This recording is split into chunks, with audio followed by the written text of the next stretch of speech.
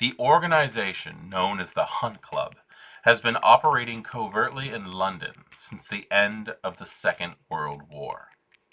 Highly secretive in nature, the organization is dedicated to the pursuit of hunting kindred for sport and is reputed to endorse the practice of diablerie. Members join using pseudonyms and disguises to protect their own reputations, and rumor has it that some are highly placed within kindred society. The nominal leader of the Hunt Club is known simply as the Count, a title commonly believed to be a homage to Count Zaroff, a Russian vampire known to have hunted his peers in the mid-20th century, but who has not been seen for decades. The organization's practices have evolved over the years into baroque and theatrical affairs, teasing and taunting victims, and using regalia and calling cards that recall mortal Britain's long history of fox and game hunting. Before London's fall, the Hunt Club was quick to join in the action each time Queen Anne declared a blood hunt, and the organization was unscrupulous at identifying its own targets for sport during quiet times. London and the United Kingdom have proven to be a rich hunting ground, populated by many reclusive and antiquated elders, with poor defense but rich vitae for the taking. In modern nights, the organization must be wary of Operation Antigen, but some members argue that getting closer to these mortal hunters may be a way of finding new quarry for their sport.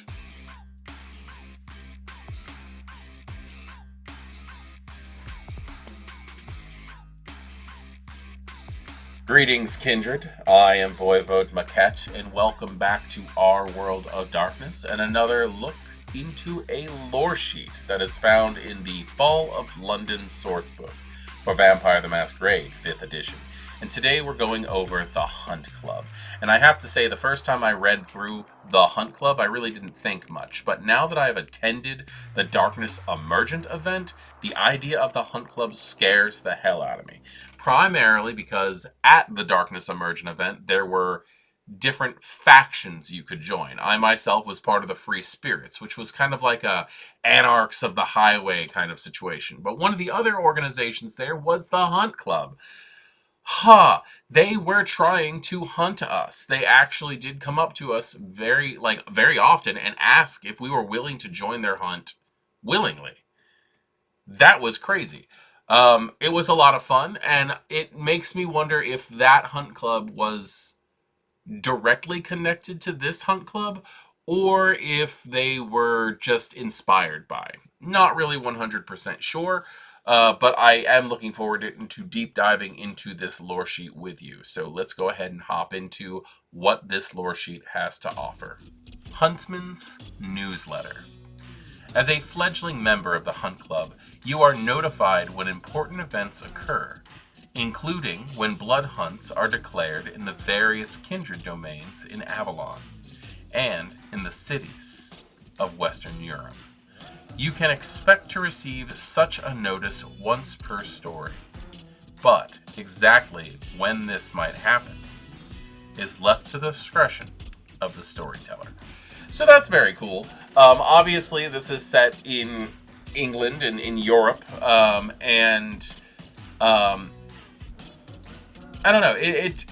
Again, this is one of those things that you might have to fudge a little bit to make it adequate to you if you don't live, or if your game is not set in Western Europe of some fashion, in London or anything like that. But I do like how it is one of those things where there's a network of kindred who are passing around, and the idea that you just might sporadically get, by the way, there's a blood hunt happening a few cities over. That's a lot of fun because it can bring you into things that your city might not see very often if you have more of a calm city that runs on political intrigues or something like that. this is a way to get into some fun, aggressive dice rolling, I guess. Experienced Diablers. You have previously participated in a hunt, and, in its culmination, have committed the act of diablerie on another vampire.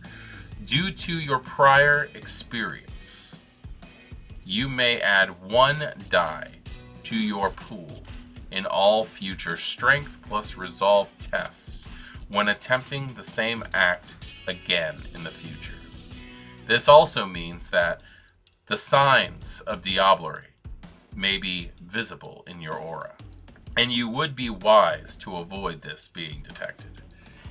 So, the Hunt Club supports the concept of diablerie, which makes sense considering who they are. They are people who hunt other vampires. They are very much the most dangerous game personified. I do think it's interesting that you have experience in diablerie to the point where you now have a trait up in the physical act. Like, you know how to properly grab a vampire so it can't get away. You know how to commit that act and perform it in a way that you're much more likely to succeed at it. Perhaps that's special training in the Hunt Club. I don't know. That's pretty interesting to think about if they have techniques. Huntsman's Doser. The Hunt Club devotes significant resources to watching and researching elder vampires to assess their defenses and suitably as a target for sport. Not all these kindred end up as victims, but the information gathered about their movements and nightly habits may still be interesting to other members. Once per story, you may contact the organization to ask for information regarding the current whereabouts or the favorite haunts of a kindred that dwells in a local domain. That's very interesting. Being able to use the Hunt Club to literally hunt down vampires. It does not say NPC, it does not say PC, but being able to hunt down vampires in general in a local domain that may have been being watched. And I would say that's anybody who has a higher blood potency than most, a lower generation than most. Obviously, any kindred can be subject to being watched by the Hunt Club. And obviously, like, this is one of those things that I would not bring into a game unless somebody specifically took the Hunt Club lore sheet.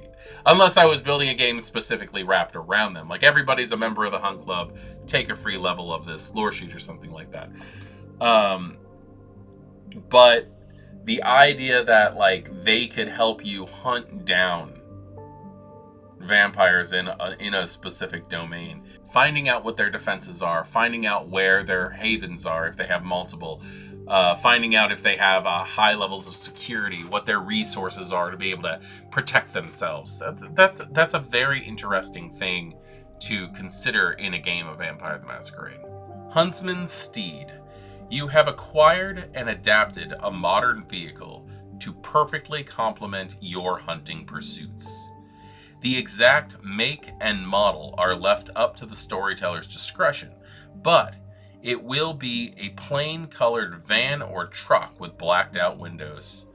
The exterior will be subtly armor plated, and the interior will be soundproofed and reinforced with metal cage strong enough to contain an angry kindred. The vehicle can be registered to your name or one of your masks. As with any vehicle, you should take care not to let it get stolen or impounded by the authorities. That's fun. I've actually found that in a few lore sheets they have access to, like, specialty vehicles for situations. This one's fun. This is like having a rolling cell. I can see where this could definitely come in handy. Leader of the Hunt. Your good standing within the Hunt Club gives you the right to name any kindred as the next quarry for the organization's sport. Once per story, you can circulate the name of your target, which will cause them to be taunted, harassed, and attacked by members of the organization. This will prove to be a significant inconvenience and distraction, but whether they survive the assault is left to the discretion of the storyteller. This is interesting right here. I like the idea of being able to cause people to feel uneasy in a game about personal horror.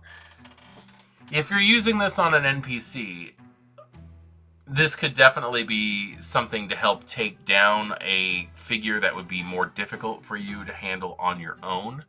Having them distracted, having them down traits in being able to handle certain things, but actually going after another player with this would be interesting. This is also something where I think heavy consent comes from in the game.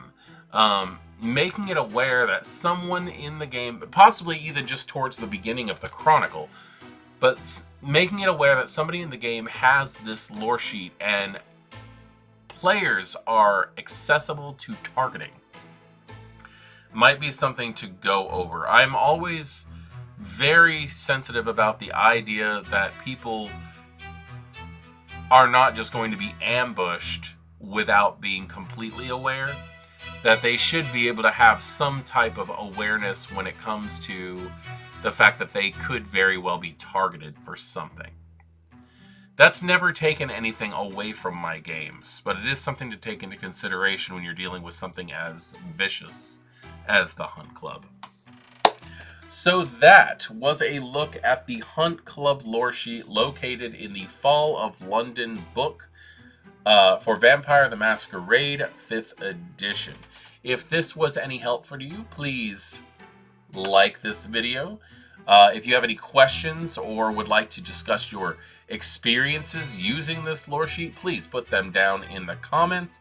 And if you know any other gamers who you feel might benefit from this video, please share this to them, and hopefully we will have more people who join our community. I am voivodemekhet. This is our World of Darkness, and I look forward to seeing you in the next video. Good evening.